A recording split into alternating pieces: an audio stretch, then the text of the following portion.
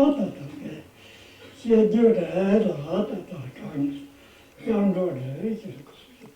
the theoretical presentation of the Dharma, refuge and bodhicitta are presented as being separate and distinct. However, a bodhisattva, already when taking refuge, does so with an awareness of the ignorance of all beings and with a desire to bring to an end the suffering caused by this ignorance. We ask ourselves, what is the best protection one can offer to others? This is the refuge in the three jewels, Buddha, Dharma, and Sangha. And so we have the wish that it will actually be ourselves who will provide this protection for other beings. This is why we have the desire to attain enlightenment as quickly as possible in order to be able to protect them from their suffering and to liberate them. We call this the commitment to the result. The commitment to the application, then, is I am going to practice the Dharma. I am going to commit my body, speech, and mind, and all my energy to the fulfillment of this wish. I will do this by taking refuge completely and definitely, for now and forever, in the three jewels, who are the unsurpassable and infallible protection. This is the commitment to practice. We are carrying out the wish to free all beings from suffering and establish them in the state of enlightenment. For this, there has to be a complete surrender of ourselves. We dedicate all our energy, our whole life, to the fulfillment of this aim. And in order to do this, we place ourselves and all beings in the hands of the three jewels. I'm not sure if this is correctly expressed from an academic point of view, but this is what I feel.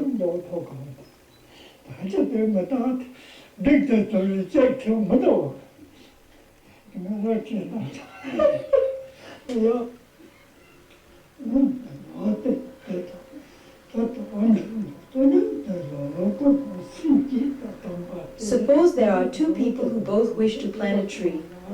One says, I have some land. I'm going to plant a tree, and when the tree has grown, I will enjoy the fruit that it produces.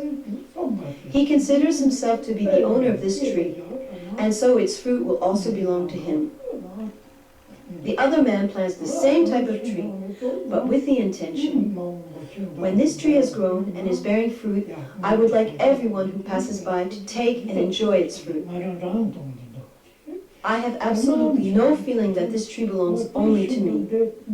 The results will be different because the initial motivations are different.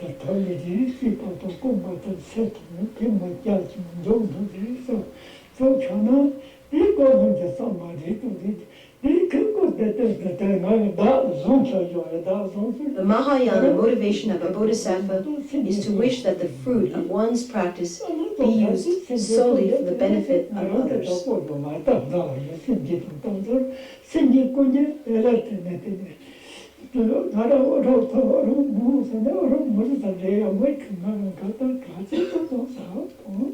Our whole spiritual progress depends upon the extent to which we open our minds. In other words, if we really give birth to this bodhisattva motivation, our spiritual practice will become something extremely vast, with immense results. When this motivation to practice the Buddha's teachings for the good of all beings is sincere and heartfelt, it is the source of an immense joy.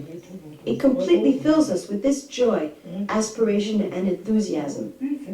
When we dedicate ourselves to the practice in this way, then this commitment will not be mere words, but a profound truth, born out of this joy.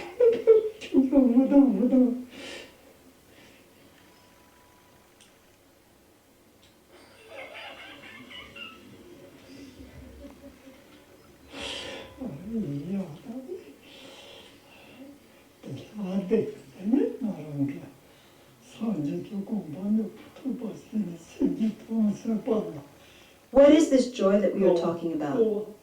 It is what makes us aware that in actual fact, our life is not hopeless and filled with despair.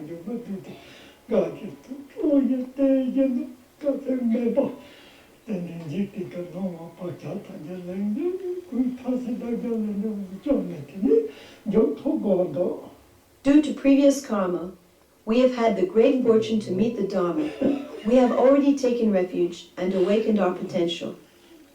Therefore, now our life has a meaning, and we can say to ourselves, because I am aware of the meaning of my life, I will make every effort and put all my energy into achieving true happiness for all beings.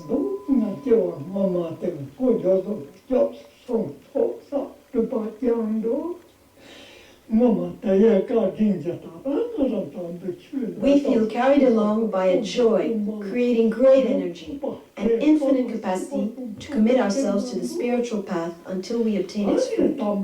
We renew this commitment constantly without getting sidetracked by doubts such as, am I really capable of doing this practice? Am I going to see it through to the end? Not giving in any more to this constant self-interrogation.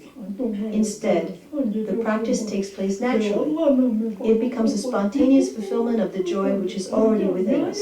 The more we are conscious of this joy, the more we become aware that it arises from the goodness of the Dharma.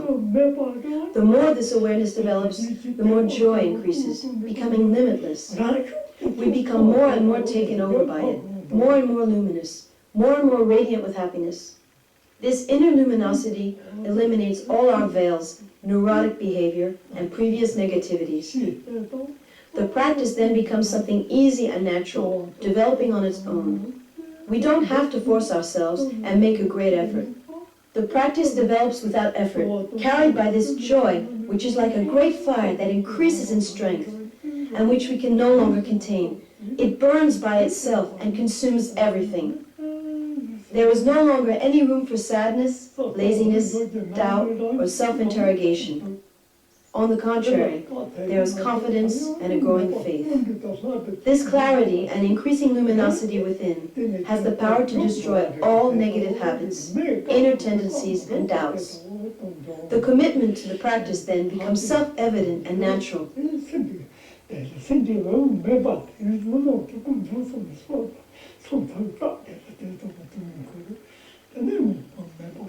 Why is it that the moment we practice Dharma, we feel a sort of torpor, a physical heaviness, or some kind of headache that prevents us from practicing?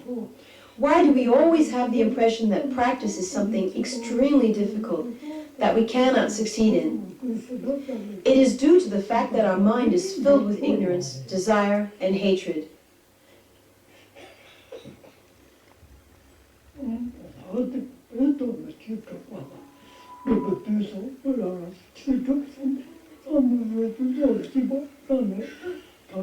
These emotions make us constantly turn in circles. We are prisoners of these emotions, always tense and engaged in endless self-inquiry about our ability to practice. We feel that we are unable to give birth to true devotion, and this is because we keep telling ourselves, I must be good, I want to succeed, I have to make it. We are so preoccupied with ourselves that we can't even manage to pronounce one single mantra. This is because we are always obsessed by our self-image and the desire to obtain some result for ourselves or to become a better person. It is the attachment to ourselves that creates all this difficulty.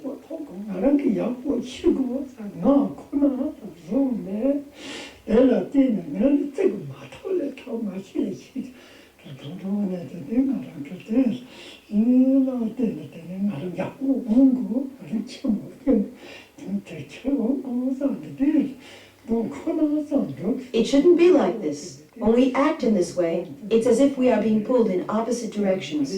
We're so imprisoned by the desire to do something worthwhile, to be someone good, that any prospect of self-improvement is blocked. However, if we abandon the desire, there are no longer any difficulties, and qualities arise naturally.